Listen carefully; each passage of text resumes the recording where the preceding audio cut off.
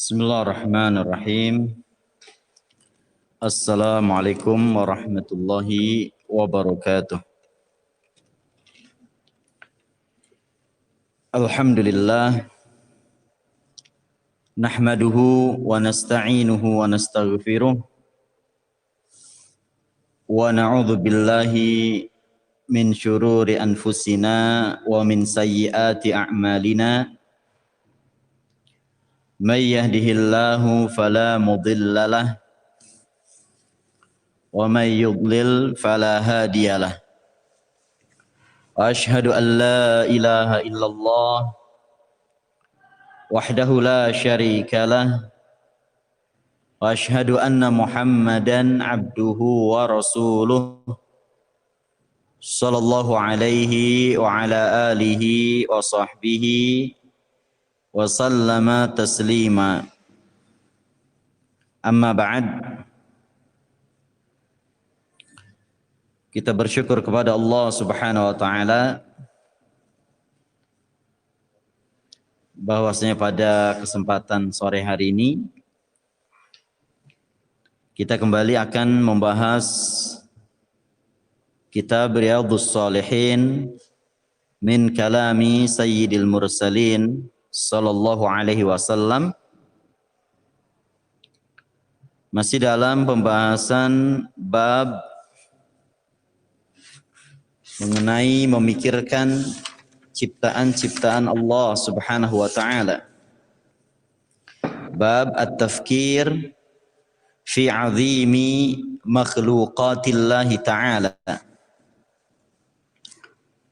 wa fana'id dunya wa ahwalil akhirati wa sairi umurihima wa taqsirin nafsi wa tahdhibiha wa hamliha 'alal istiqamah. Bab memikirkan keagungan ciptaan-ciptaan Allah Subhanahu wa taala. Bab memikirkan agungnya ciptaan-ciptaan Allah Ta'ala. Ya, ini sangat sempurnanya ciptaan Allah Ta'ala. Sangat penuh mengandung hikmah. Dan memikirkan mengenai akan hancurnya dunia. Mengenai ngerinya akhirat. Dan memikirkan seluruh urusan keduanya, baik rusaknya dunia, bahwa dunia akan menjadi hancur, dan mengerikannya urusan akhirat. Kemudian juga memikirkan untuk menjadikan jiwa itu tidak berlebih-lebihan, untuk menjadikan jiwa itu teratur, menjadi istiqomah dengan memikirkan itu semua.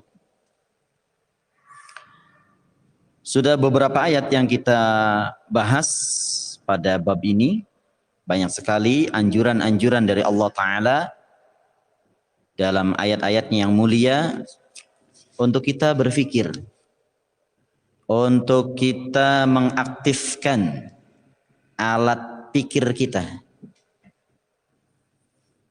memikirkan agungnya ciptaan-ciptaan Allah, memikirkan bahwa dunia ini fana, dunia ini tidak selamanya akan kita miliki, memikirkan betapa ngerinya akhirat, dan memikirkan bagaimana jiwa bisa dalam kondisi istiqamah.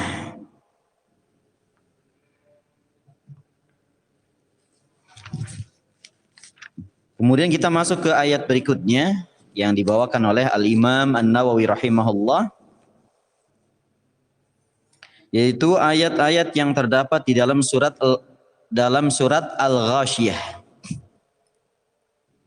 Dalam surat Al-Ghashiyah Allah Ta'ala berfirman, Afala yanzuruna ilal ibili kaifa khuliqat wa ilas samai kaifa rufi'at wa ilal jibali kaifa nusibat wa ilal ardi kaifa sutihat. Tidakkah mereka melihat kepada unta, bagaimana unta itu diciptakan, dan kepada langit, bagaimana langit itu ditinggikan, dan kepada gunung-gunung, bagaimana gunung-gunung itu dipancangkan, dan kepada bumi, bagaimana bumi itu dibentangkan. Ayat-ayat ini seperti ayat-ayat sebelumnya mengajarkan kepada kita untuk memikirkan ciptaan-ciptaan Allah Subhanahu wa taala. Ciptaan Allah taala tentunya banyak sekali.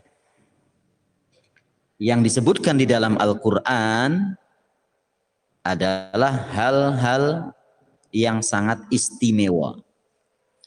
Ciptaan-ciptaan Allah taala yang sangat istimewa.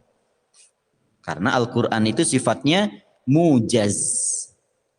Mujaz artinya ringkas. Nggak mungkin semua akan disebutkan dalam Al-Quran. Nggak mungkin. Itu bukan ciri khasnya Al-Quran.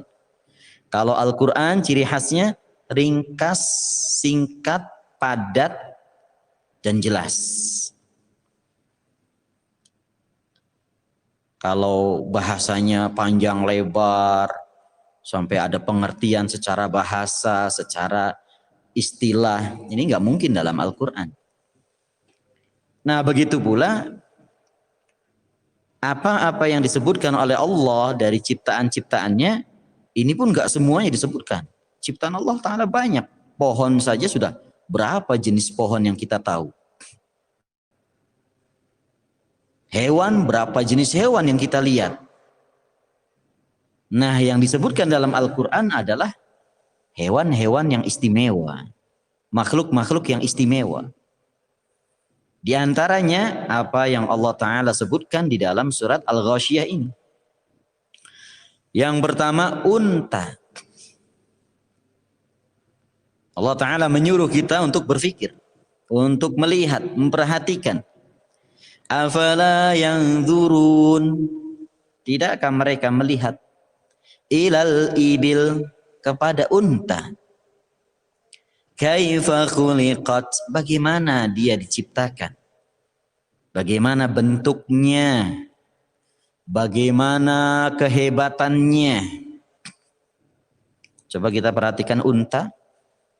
Ada satu hal atau beberapa hal yang tidak didapati pada hewan-hewan lainnya. Tidak didapati pada hewan-hewan yang lainnya. Contoh, unta itu kalau minum banyak, tidak sedikit. Unta kalau minum banyak. Dan dia punya kantong air.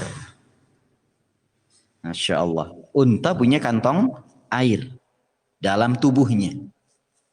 Khusus untuk menyimpan air. Sekali dia minum, minumnya banyak sekali. Kemudian setelah itu, unta akan bisa bertahan hidup dalam jangka waktu yang lama tanpa minum. Makanya cocok sekali untuk kondisi padang pasir. Ya, kalau modelnya kayak kuda, kayak ayam, baru sebentar minum lagi, baru sebentar minum lagi, atau seperti sapi, seperti kerbau. Nah, untuk perjalanan di padang pasir nggak cocok. Berarti harus bawa air yang banyak. Tetapi unta cocok sekali. Dia punya kantong air sendiri. Sekali minum bisa bertahan 1 bulan. Perjalanan tanpa minum. Nah, artinya kantong air yang ada dalam tubuhnya itu besar. Memang sudah dipersiapkan untuk bisa digunakan pada padang pasir. Nah, ini diantara keistimewaan unta. Kemudian kita lihat hewannya juga begitu besarnya. Allah Ta'ala mengatakan dalam surat An-Nahl ayat ke-7. Wa tahmilu athqalakum ila baladil lam takunu balighi illa bisyiqqil anfus. Hewan-hewan itu membawa beban-beban yang kalian miliki menuju negeri yang kalian tidak akan sampai kepadanya kecuali dengan berat sekali, dengan susah payah untuk bisa mencapainya. Unta membantu kehidupan manusia untuk memindahkan barang-barang. Hewannya pun bukan hewan kecil, hewan besar. Bisa dinaiki orang, bisa membawa barang-barang sampai ke tempat-tempat yang kalau kita menggunakan kekuatan badan kita mungkin sampai, tapi dalam jangka waktu yang lama dan susah payah. Ya, bisa sakit-sakitan di jalan seandainya kita berjalan kaki. Waktunya pun mungkin bisa perlu sampai berbulan-bulan. Bisa dicapai, bisa, tapi berat. Nah itu diantara keistimewaan unta. Ini yang perlu kita perhatikan. Allah Ta'ala menyuruh kita untuk memperhatikan unta. Belum lagi susunya, susu unta itu sangat bermanfaat.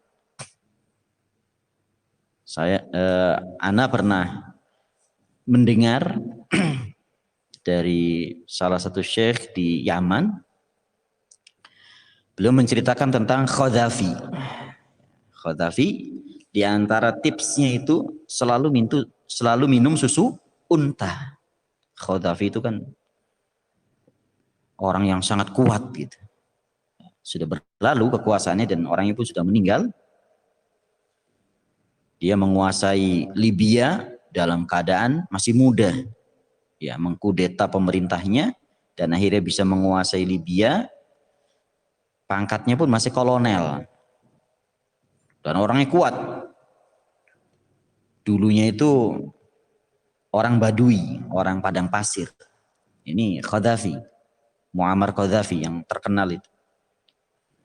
Nah, di antara tipsnya, kata salah satu guru ana itu, nah ya yang ana dengar dari Syekh Yahya Al-Hajuri ketika itu. Nah, beliau menyebutkan bahwa Qaddafi ini kemana-mana bawa ya, unta. Sampai ke luar negeri pun bawa untanya. Ya, tipsnya dia sehat itu apa? Selalu bawa unta, yakni selalu minum susu unta. Subhanallah.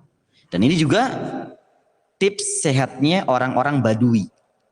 Kenapa orang-orang Badui itu sehat-sehat mereka? Padahal pakaiannya ya apa adanya.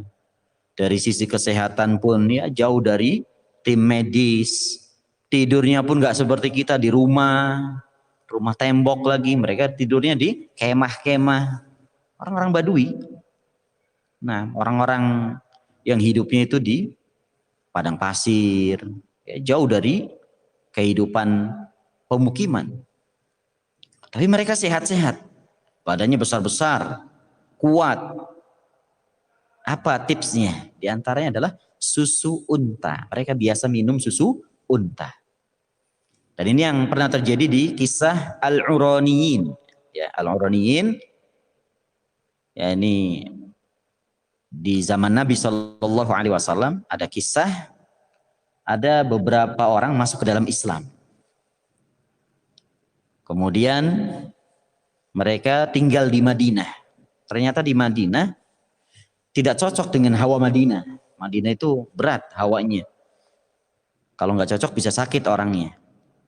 Nah, dia sebelum Nabi mendoakan kebaikan untuk Madinah. Kemudian Nabi mendoakannya dan dipindahkan demam Madinah ke tempat lain.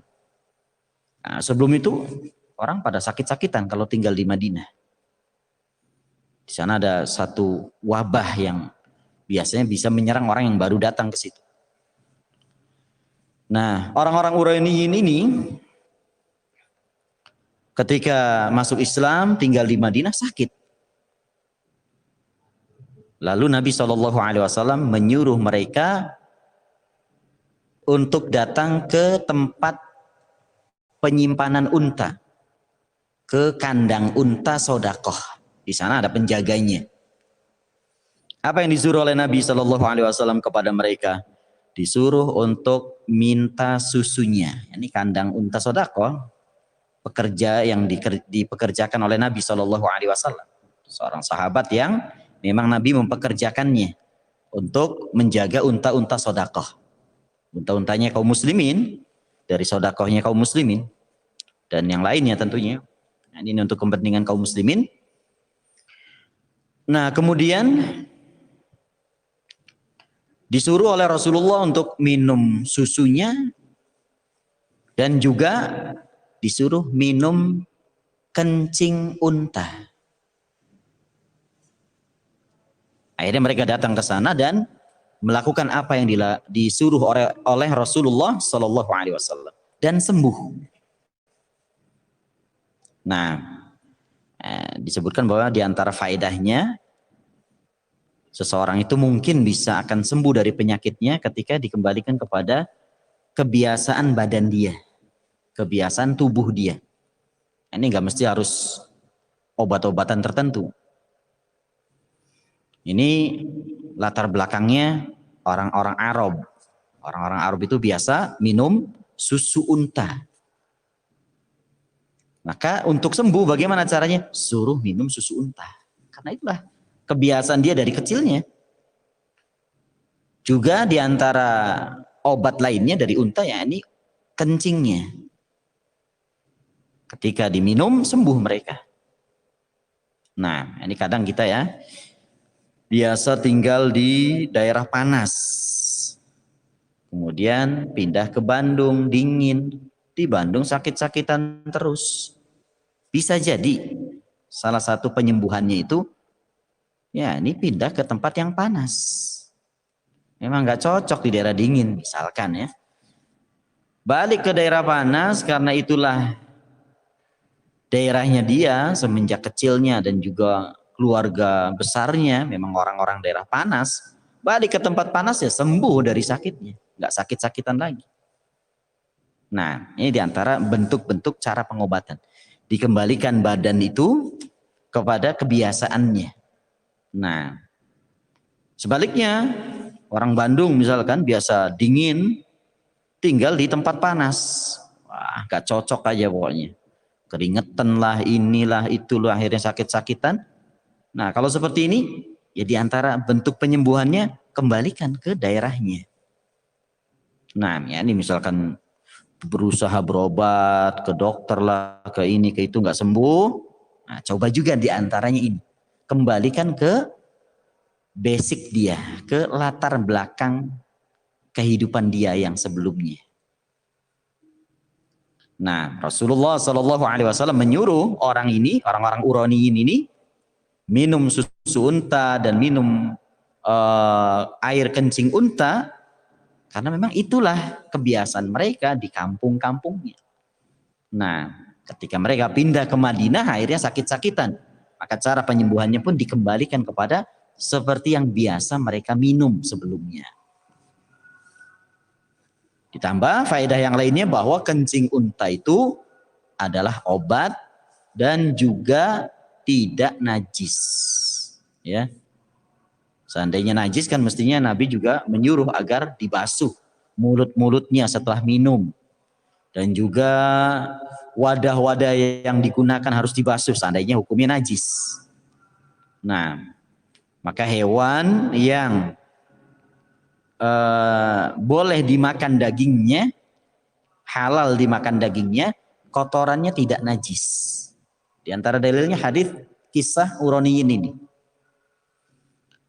Para sahabat dari kalangan Uraniyin yang sakit ini disuruh minum kencing unta.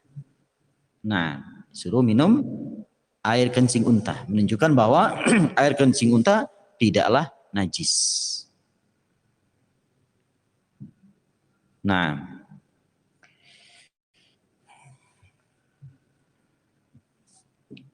dan bahkan menjadi obat.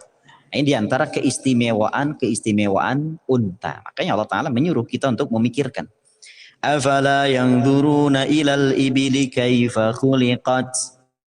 Tidakkah mereka melihat kepada unta, bagaimana ia diciptakan, bagaimana bentuknya, bagaimana keistimewaan-keistimewaannya, bagaimana sifat-sifatnya. Kalau kita memperhatikan ini, maka itu ada kebaikan yang banyak. Wa ilas sama'i kaifa rufi'at. Baik. Dan juga ya, sebelum kita masuk ke masalah langit, unta yang sebegitu besarnya, di antara tanda-tanda kebesaran Allah Ta'ala berikutnya, bisa tunduk di bawah pengaturan manusia. Bukan unta saja, hewan-hewan yang lainnya. Kuda sebegitu besarnya, sebegitu gagahnya. Sapi sebegitu besarnya, kerbau sebegitu besarnya, bisa dipandu, bisa diatur oleh manusia. Padahal kalau kita bayangkan seandainya dia ngamuk, itu kita nggak akan mampu melawan. Ya, sapi ngamuk, wah, lebih milih kabur daripada menghadapinya. Tenaga kita kalah. Ya, tenaga kita kalah. Tetapi hewan-hewan tersebut Allah Ta'ala jadikan tunduk kepada manusia. Bahkan bukan orang dewasa saja. Kadang anak-anak yang bawa. Nurut aja. Dipegang talinya, ya, asalkan dikasih tali kekang. Dipegang oleh seorang anak pun yang sudah mengerti urusan sapi, sudah mengerti urusan kerbau, hewannya ikut. Allah Ta'ala berfirman dalam surat Az-Zukhruf ayat ke-13. Subhanalladzi sakhkhara lana hadza wa ma kunna lahu muqrinin. Maha suci zat yang telah menundukkan untuk kami kendaraan ini, hewan tunggangan ini, dan kami tidaklah memiliki kemampuan. Nah, ini kami tidak bisa menundukkan hewan ini kecuali dengan pertolongan dari Allah Subhanahu wa Ta'ala.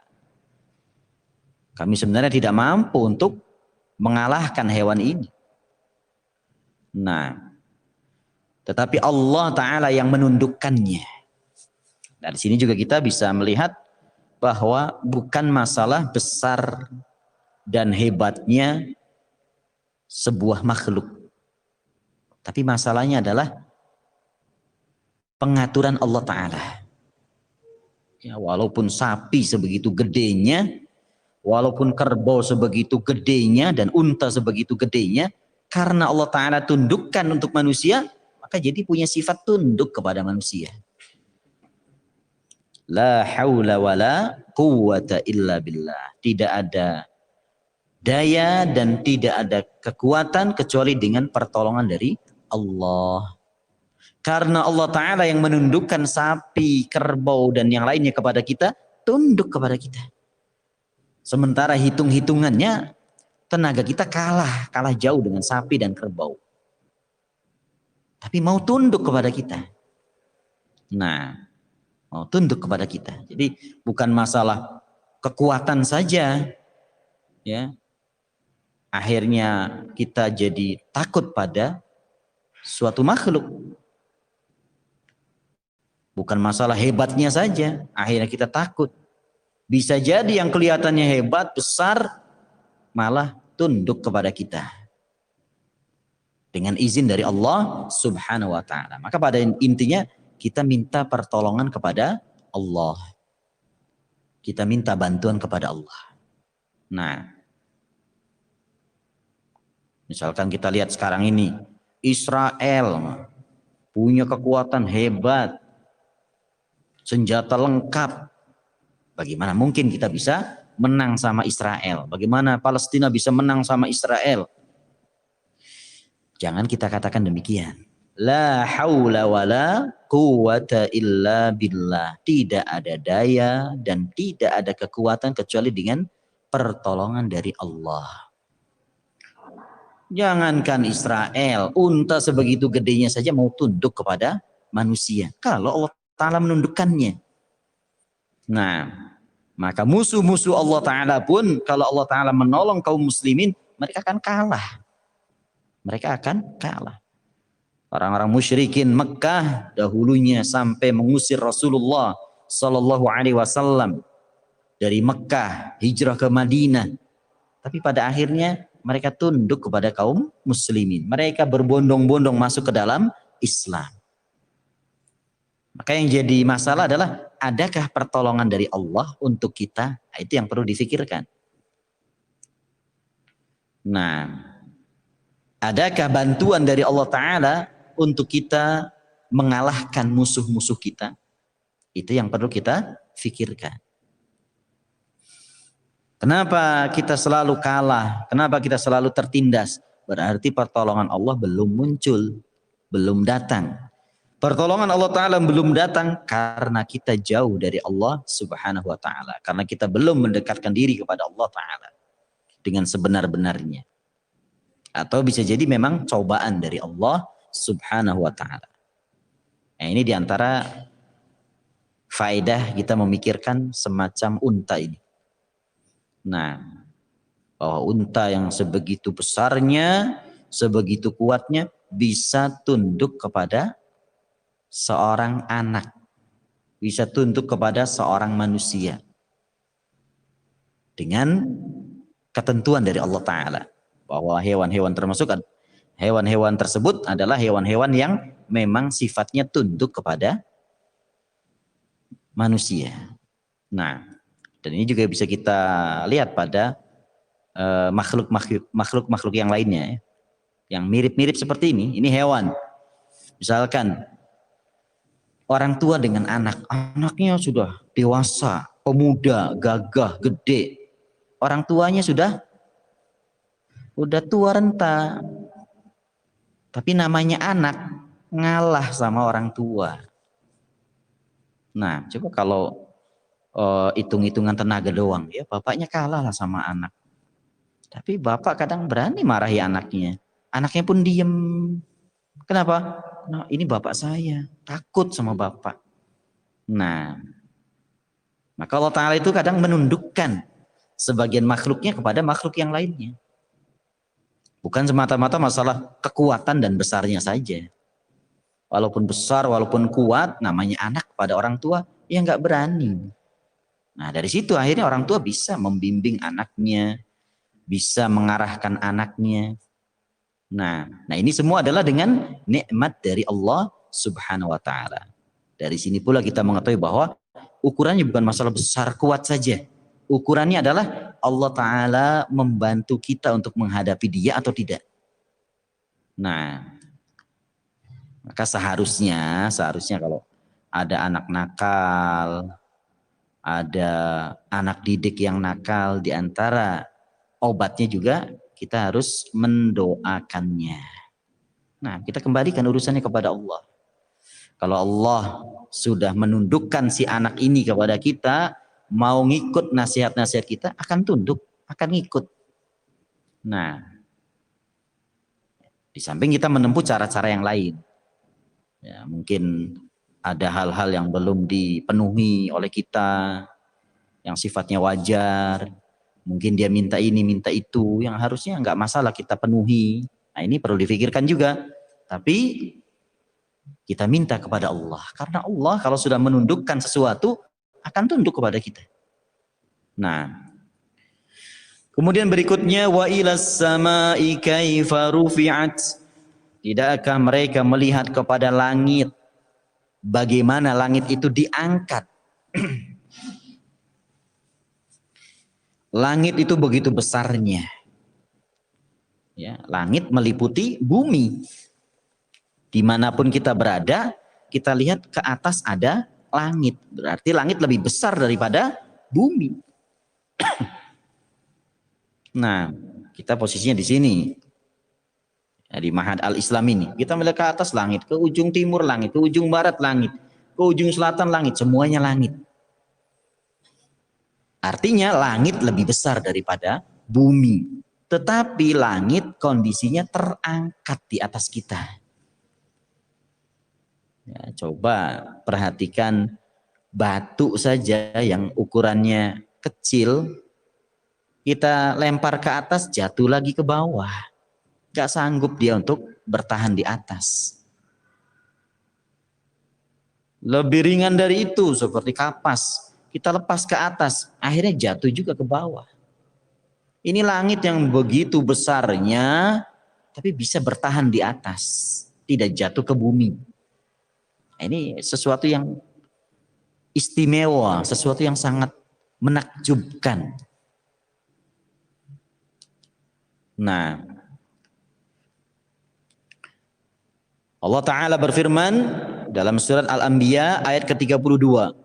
وَجَعَلْنَا السَّمَاءَ سَقْفًا مَحْفُوظًا. Kami jadikan langit sebagai atap yang terjaga. Atap yang terjaga, enggak runtuh. Padahal langit ini sudah sekian ratus tahun, sekian ribu tahun. Langit ya ini saja kan. Dari zaman Nabi SAW langitnya mana? Ya ini langitnya. Dari zaman sebelum Nabi pun ya langitnya ini. Artinya nggak ada sejarah langitnya runtuh, kemudian ganti lagi langit baru. Nggak ada sejarah begitu. Langit dari dulu sampai sekarang ya ini langit. Tapi nggak pernah runtuh. Walaupun di sebagian ujungnya. Nah ini sesuatu yang menakjubkan. Kok bisa ya? Kan kalau kita lihat mobil bikinan orang saja kan dalam sekian puluh tahun nanti rusak juga. Nah, nggak dipakai pun ditaruh di garasi saja rusak mobil itu. Harus ada servis, harus ada dipanasi, harus ada dipakai. Kadang-kadang pakai kenceng biar mesin bagus tuh begitu. Mobil, motor. Kalau nggak pernah dipakai, rusak nantinya. Nah ini langit, nggak ada rusaknya sampai sekarang. Sesuatu yang sangat menakjubkan. Tidak ada bandingannya dengan ciptaannya orang. Ciptaannya manusia kalah jauh. Nggak ada tandingannya dengan ciptaannya Allah Subhanahu wa Ta'ala. Sudah begitu, ya sudah modelnya terangkat tanpa tiang. Nah, Allah Ta'ala berfirman dalam surat Ar-Ra'd ayat kedua. Allahul ladzi rafa'as samawati bighairi 'amadin tarawunaha. Allah yang telah mengangkat langit-langit dengan tanpa tiang yang kalian melihatnya. Ada dua makna dalam ayat ini. Bisa jadi maknanya yang pertama, tanpa tiang yang kalian melihatnya. Artinya ada tiang, tetapi nggak kelihatan. Nah, atau makna yang kedua, memang nggak ada tiangnya sama sekali. Betul-betul nggak ada tiang. Ini dua tafsir dari ayat ini. Bahwa langit itu diciptakan dengan tanpa tiang sama sekali. Atau makna yang kedua, langit itu tanpa tiang yang bisa kita lihat. Sebenarnya ada tiang, tetapi kita tidak bisa melihatnya. Nah, nanti langit-langit akan dibuka pintu-pintunya. Kita nggak lihat pintu-pintunya mana. Nah, maka mengikuti dua tafsir ini, apakah tanpa tiang sama sekali, menunjukkan sangat sempurnanya ciptaan Allah Ta'ala. Sesuatu posisinya di atas, tapi tanpa penyanggah sama sekali. Nah, kalaupun ada tiangnya, ini juga sesuatu yang sangat menakjubkan. Tiangnya nggak kelihatan. Ada tiang tapi nggak kelihatan. Padahal menahan beban yang sangat berat. Harusnya kan tiangnya besar-besar kan. Ya, jalan tol, jalan layang yang posisinya di atas, ya tiangnya gede-gede karena menahan beban yang berat. Ini langit yang ditahan, mestinya kan bukan tiang yang nggak kelihatan, mestinya tiang yang jelas sekali. Nah, tapi ini dengan tiang yang kita tidak bisa melihatnya. Kemudian berikutnya kata Allah Subhanahu wa taala wa ilal jibali kaifa nusibat, dan kepada gunung-gunung bagaimana gunung itu dipancangkan. Gunung yang besar ini, gunung-gunung yang ada di sekitar kita, ini juga merupakan ciptaan Allah Ta'ala yang sangat menakjubkan dan penuh dengan faedah. Penuh dengan ilmu yang bisa kita gali, bisa kita pelajari. Ya. Nah, kalau kita tahu kan namanya tanah itu ada longsornya ya. Hujanan lama-lama kan ambruk. Coba gunung ambruk nggak? Nggak ada ambruknya, insya Allah, gara-gara air. Ya longsor di sebagian tempat mungkin, tapi kalau satu gunung sampai habis, itu hampir-hampir kita nggak pernah mendengarnya. Gunung Manglayang yang ada di sekitar kita kan kehujanan terus ini. Tapi ya begitu-begitu saja. Kok tanahnya nggak habis? Nah, ini juga salah satu hal yang sangat istimewa pada gunung. Dia memiliki kekuatan yang besar. Memiliki kekuatan yang besar. Dan fungsinya gunung, kata Allah Subhanahu wa taala dalam surat Luqman ayat ke-10, wa alqa fil ardi rawasiya an tamida bikum. Allah lemparkan ke bumi gunung-gunung. Yani Allah jadikan pada bumi ada gunung-gunung. An tamida bikum. Yani jangan sampai bumi itu goncang. Dengan adanya bumi-bumi, dengan adanya gunung-gunung pada bumi ini, akhirnya bumi menjadi kokoh, tetap, nah kekar, dilalui oleh mobil, nggak bergetar sama sekali, apalagi mobil kecil. Dilalui oleh mobil besar pun nggak bergetar. Nah, apalagi sampai gempa ya, bergetar aja nggak. Mobil lewat ya kita aman-aman saja. Padahal sekian banyak mobil tronton di pinggir jalan sana berjalan. Tapi kita rasakan aman-aman saja. Apa sebabnya? Kata Allah Ta'ala karena ada gunung. Nah, gak usah jauh-jauh ya. Kita naik ke Gunung Manglayang saja. Naik ke puncaknya. Ternyata kita dapati di atas itu batu-batu besar. Pantesan gunung itu gak hancur-hancur. Isinya itu bukan tanah doang. Bukan tanah tanpa yang lainnya.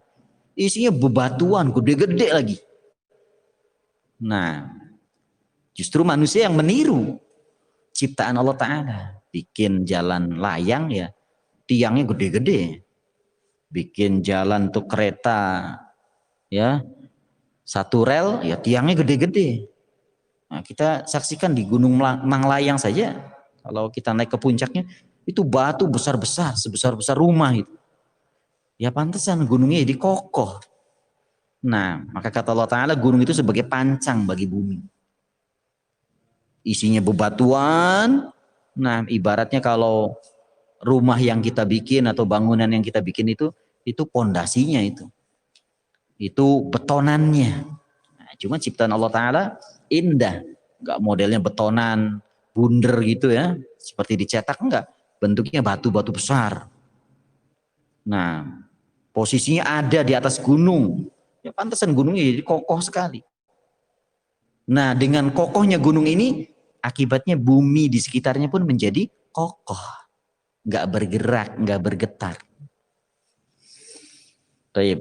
Ini bisa kita rasakan di sebagian pulau-pulau yang kecil. Kalau kita di Jawa ini kan lumayan besar pulaunya, sehingga kita hampir-hampir nggak merasakan ada getaran-getaran.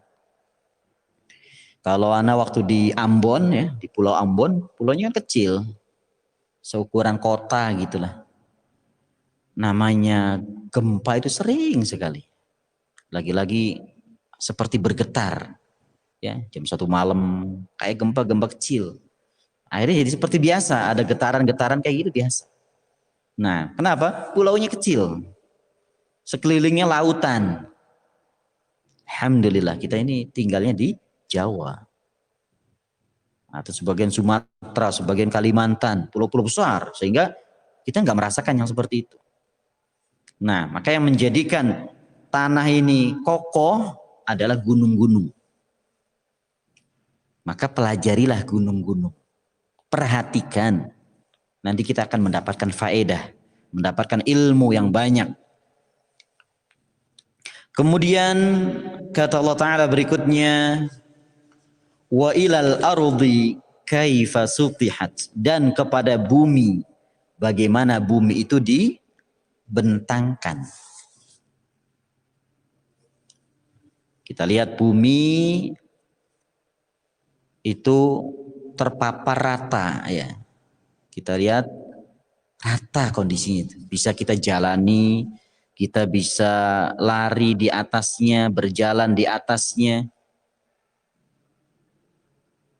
Ini juga merupakan kebesaran Allah Subhanahu wa taala.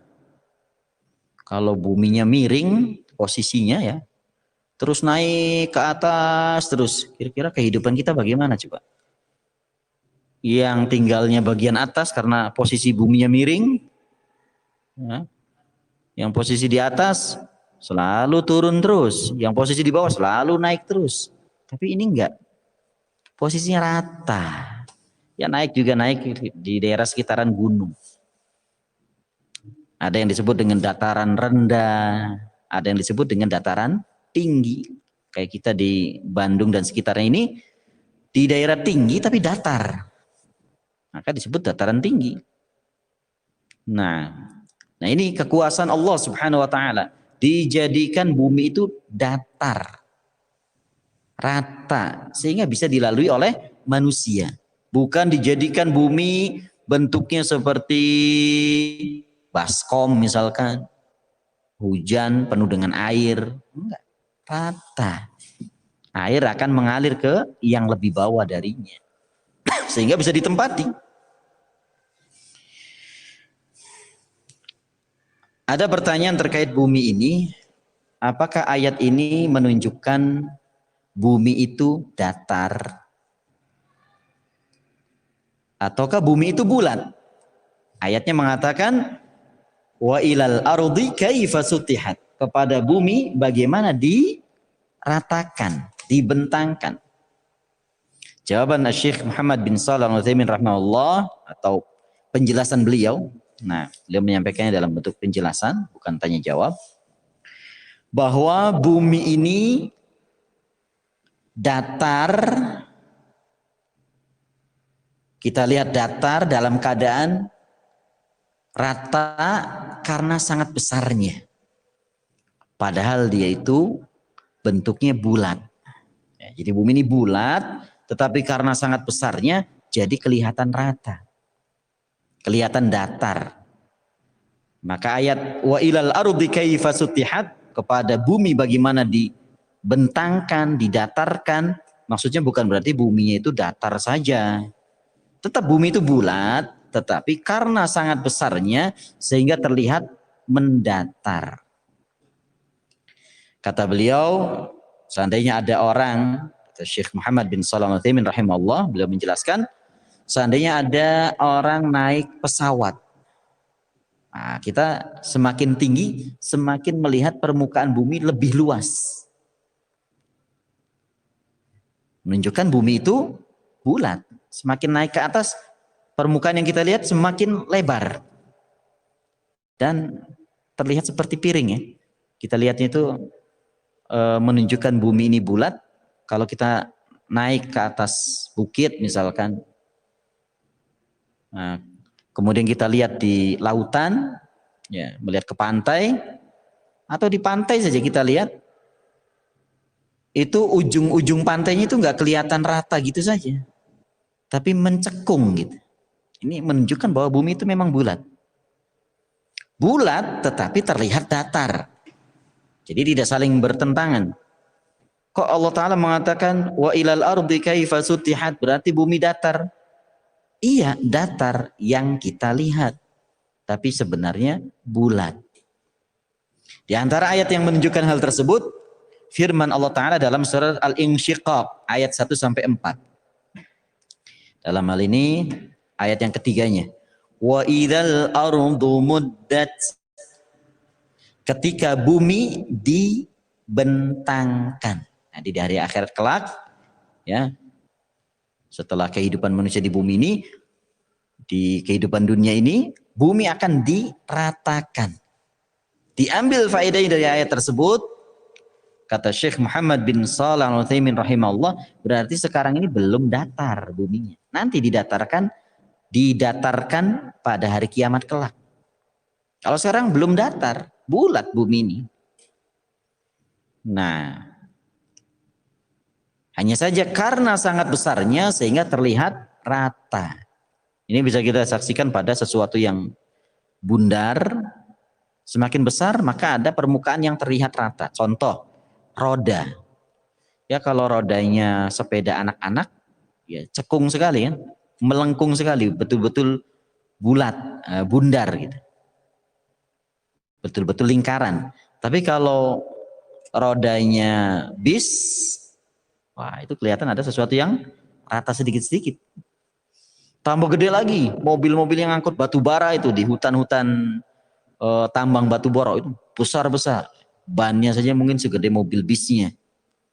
Nah itu kelihatan ada permukaan dari rodanya rata jadi. Jadi semakin besar lingkaran roda akan terlihat ada permukaan yang merata. Nah bumi ini kan begitu besarnya sehingga pantas terlihat rata. Nah tetapi akan kita bisa saksikan bukti-buktinya bahwa bumi itu bulat. Di antara ayat tadi dan juga apa yang kita saksikan kalau kita agak lebih tinggi dari permukaan bumi, maka akan terlihat bumi itu seperti sesuatu yang melingkar. Nah, juga kita bisa menyaksikan dari apa yang dijelaskan oleh Allah Subhanahu wa taala tentang dirinya, bahwa langit-langit dan bumi itu diliputi oleh kursinya. Kursinya diliputi oleh arsy-Nya. Allah Ta'ala di atasnya. Ini juga menguatkan kepada pendapat bahwa bumi itu bulat. Taib. Wallahu a'lam bishawab. Nah ini semuanya perlu kita perhatikan. Apa yang disebutkan oleh Allah Ta'ala ini hal-hal yang memang punya keistimewaan. Sebenarnya di sana banyak sekali perkara-perkara yang punya keistimewaan. Tetapi tentunya Allah Ta'ala menyebutkan yang paling istimewanya. Nah, maka perhatikanlah ini semua, niscaya kita akan mendapatkan faedah. Hanya saja yang perlu diingat, jangan terpaku kepada hebatnya makhluk tersebut. Akhirnya menyembah makhluk tersebut. Seperti para penyembah matahari. Karena melihat matahari itu, kata mereka ya, sumber dari segala sumber energi. Katanya begitu. Minyak asal-muasalnya dari hewan-hewan laut. Mati ribuan tahun yang lalu. Hewan lautnya makan tumbuh-tumbuhan laut. Tumbuh-tumbuhan laut itu bisa memproses makanannya dengan bantuan sinar matahari. Jadi ujung-ujungnya sumbernya matahari. Batu bara dari pepohonan yang tumbang ribuan tahun yang lalu. Ini teori-teori mereka ya. Nah pohon-pohon itu kan hidupnya dengan bantuan sinar matahari. Artinya batu bara juga ujung-ujungnya sumbernya adalah matahari juga. Jadi matahari adalah sumber dari segala sumber energi. Terus berhenti sampai di situ. Kalau begitu, akhirnya mereka menyembah matahari. Nah ini yang salah. Harusnya bukan sampai di situ. Lanjutkan, siapa yang menciptakan matahari? Nah, harus dilanjutkan. Mesti ada yang menciptakan. Nah, yang menciptakannya itu yang kita ibadahi, yang kita sembah. Bukan mataharinya. Jadi yang diharapkan dari memikirkan ciptaan Allah Ta'ala itu, semakin kita mengagungkan Allah Subhanahu wa Ta'ala. Itu yang diharapkan. Makanya Allah Ta'ala mengatakan, La tasjudu lisyamsi wala lil qamari, wasjudu lillahi alladhi khalaqahunna in kuntum iyyahu ta'budun. Kata Allah Ta'ala, jangan sujud kepada matahari dan jangan pula sujud kepada bulan. Sujudlah kepada yang menciptakannya. Jika kalian hanya kepada Allah beribadah. Nah, jangan karena kagum dengan matahari, kagum dengan bulan, akhirnya sujud kepada matahari dan bulan. Sujud kepada Allah Subhanahu wa Ta'ala, kan lebih hebat lagi yang menciptakan matahari dan bulan. Nah, dan ini semua berlaku dalam hal-hal yang terkait dengan makhluk-makhluk Allah. Kita sangat takjub dengan seorang manusia, seorang pemimpin. Nah, takjubnya itu tuh jangan sampai akhirnya menyembah pimpinan tersebut. Takjubnya ini kepada yang menciptakannya. Allah Ta'ala bisa menciptakan orang sehebat ini. Nah, itu yang diharapkan. Tapi kalau sampai akhirnya tunduk-tunduk, sujud-sujud kepada seseorang makhluk, seorang manusia, nah ini yang kurang pemikirannya, kurang dalam belajarnya. Nah, walaupun mereka bisa bikin nuklir, walaupun bisa bikin bom atom, kalau sujudnya kepada matahari, artinya akalnya masih kurang. Kenapa nyembahnya matahari? Kan matahari ada yang menciptakan, kenapa nggak nyembah kepada yang menciptakannya? Berarti akalnya masih kurang. Kemudian Al-Imam An-Nawawi rahimahullah membawakan ayat berikutnya, afalam yasiru fil ardi fayanzuru, tidakkah mereka melakukan perjalanan di muka bumi lalu mereka melihat. Imam Nawawi tidak membawakan ayatnya secara lengkap karena memang ayatnya banyak terkait dengan makna ini. Afalam yasiru fil ardi fayanzuru kaifa kana aqibatul ladzina min qablihim dammarallahu alaihim walil kafirina amsaluha. Di antaranya dalam surat Muhammad ayat ke-10 dan ada ayat-ayat yang lain yang mirip dengan ayat ini. Kenapa mereka tidak melakukan perjalanan di muka bumi? Ya, ini artinya berjalanlah kalian. Fayanzuru, lalu mengambil pelajaran.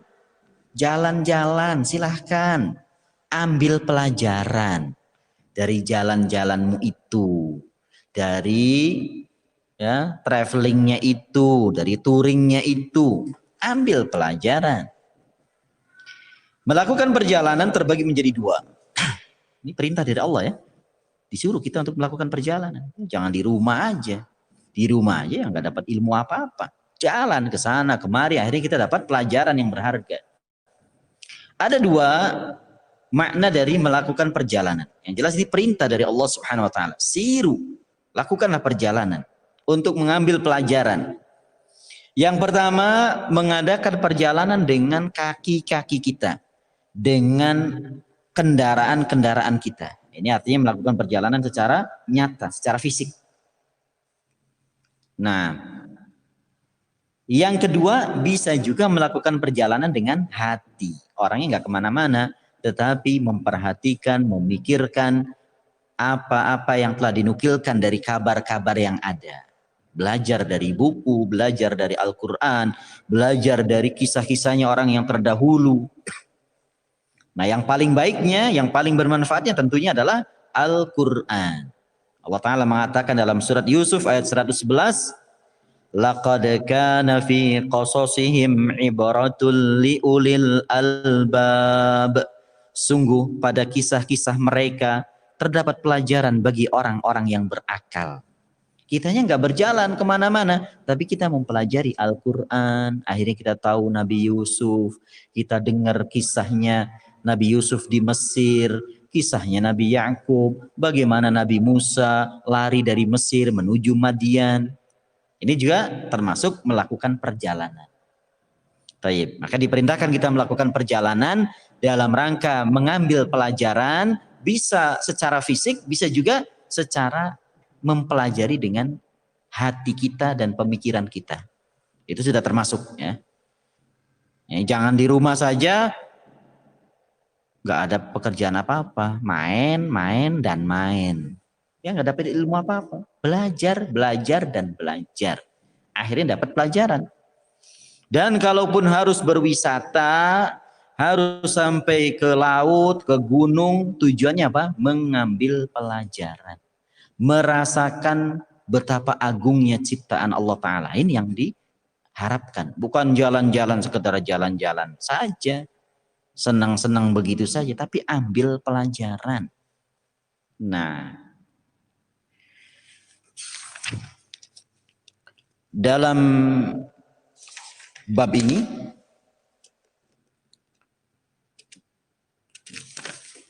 belum disebutkan tentang hadis berkaitan dengan bab ini, masih ayat-ayatnya saja.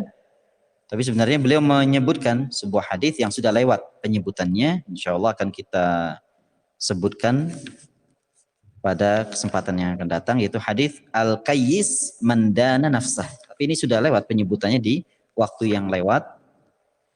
Insya Allah sampai di sini terlebih dahulu. Kita lanjutkan pada kesempatan yang akan datang. Nah, dan setelah itu kita akan masuk ke bab yang lainnya. Biidznillahi ta'ala. Ada pertanyaan?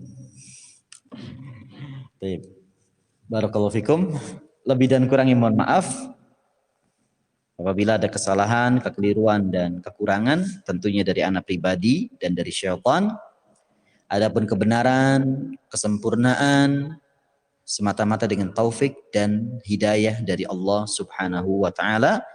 Wa sallallahu ala Muhammadin wa ala alihi wa sahbihi wasallam. Wassalamualaikum warahmatullahi wabarakatuh.